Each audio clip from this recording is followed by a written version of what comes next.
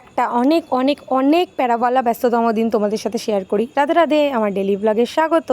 সকালবেলা উঠেই দেখো আজকে বাইরের আকাশটা কত সুন্দর, কত পরিষ্কার। আমি যাচ্ছি পড়াতে, আর এখন বাজে সকাল 7টা। পড়ি ঠড়ি বাড়িতে এসে রেডি হয়ে আবার বেরিয়ে গেলাম রিম্পার সাথে একটা দরকারি কাজে বেরিয়েছিলাম। ব্যারাকপুরে ঢোকার আগে ট্রেন তো একবার দাঁড়াবেই, আর ঠিক তাই হলো। আর বাইরেটা তখন মেঘ ঘনিয়ে এসেছে। বেলঘুরিয়ায় নাকি বৃষ্টিই হয়নি, কিন্তু আমরা ব্যারাকপুরে নেমে বৃষ্টিই পেয়েছি। আর এই যে চুকলিবুড়ি, ক্যাবলাচণ্ডী। আর এখানে দেখো রিম্পা তোমাদের সানগ্লাস পরার টিউটোরিয়াল দেবে, কেমন লাগছে? ব্যারাকপুরে নামতে না নামতেই শুরু হলো ঝড়ো হাওয়া, আর তারপরেই বৃষ্টি। বৃষ্টি শুরু হওয়ার আগেই আমরা একটা দোকানে ঢুকে চটাপট কচুরি খেয়ে নিলাম। আর দোকান থেকে যখন বেরোলাম তখন বৃষ্টিতে ভিজলাম, কত দিন পর, আর কি সুন্দর লাগছিল।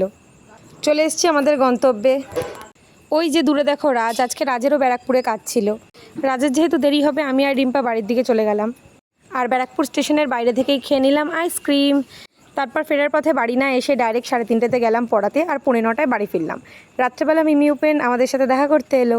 ব্যাস এভাবেই একটা হেট্টিক সুন্দরতম দিন শেষ হলো। দেখা হচ্ছে পরের মিনি ব্লগে, টাটা।